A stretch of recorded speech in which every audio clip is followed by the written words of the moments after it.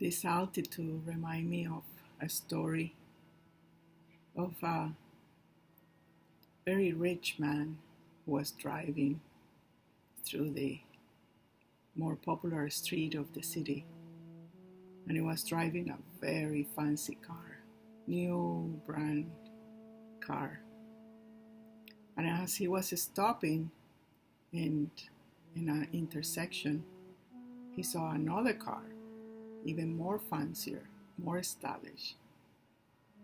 And he thought to himself, oh, I wish I can make this next year, this car. I wish I can have that car. And behind him was another person with a more humble car. And I was looking at the fancy car and say, oh, I wish I can have this fancy car. And behind that was a bicycle. A person in a bicycle looking at the normal car and say, oh, I wish I can have a car. And right beside the bicycle was a bus. And inside a bus was another person that thought, oh, I wish I can have a bicycle.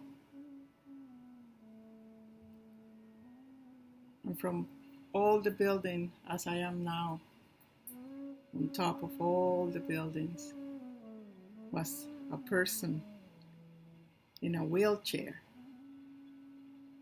looking at all this situation and say, oh, I wish I can walk.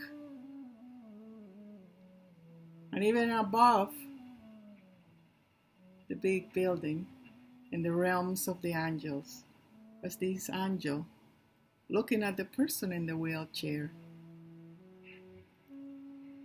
and say, oh, I wish I can have a human body.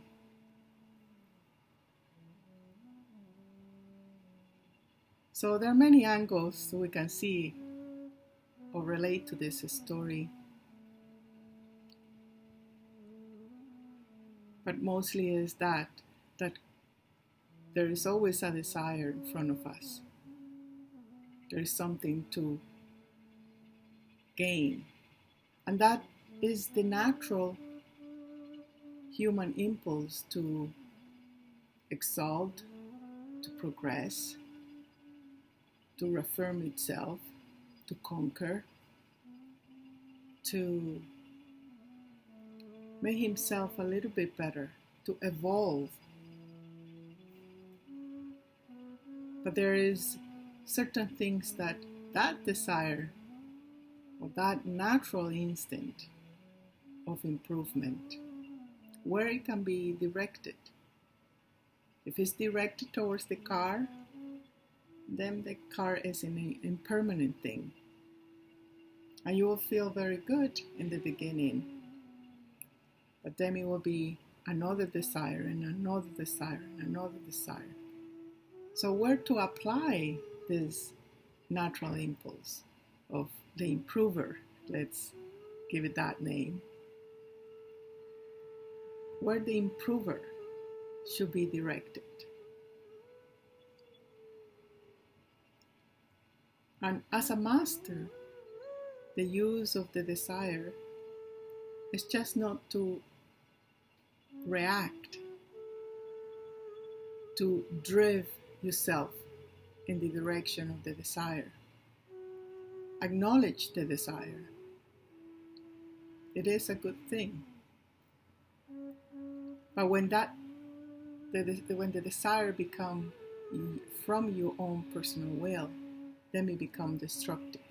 It doesn't become something that it will construct something or it will be permanent. So it's good to have that sense of improvement. But improve the life of others. Improve beyond yourself. That way you are excluded from the thirst and from the doing and doing and persecution of more and more things to have, to do, to know. It is your own uniqueness that it will direct that desire, that the improver, to a place of relaxation, where yes, you can improve in many things, but there are other things you don't need to apply that. In the world within, you don't need to apply that. You are already in the perfection, stable. You are in the stable state where everything is in perfection, when everything is in order, even those desires.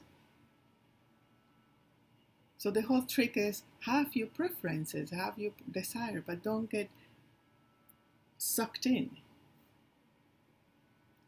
Learn to look from really above your desires and see that they are transitorial, that they are not going to fulfill you.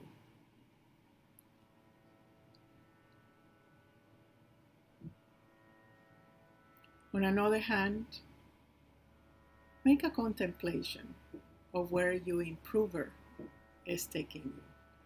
What is the direction of the improver?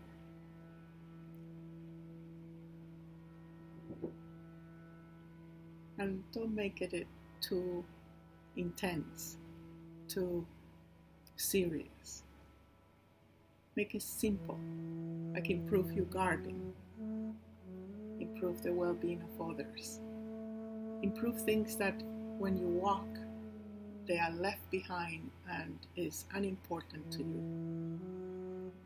That is the trick, the management of desires, what they are, where they guide us, or where we use them to guide ourselves.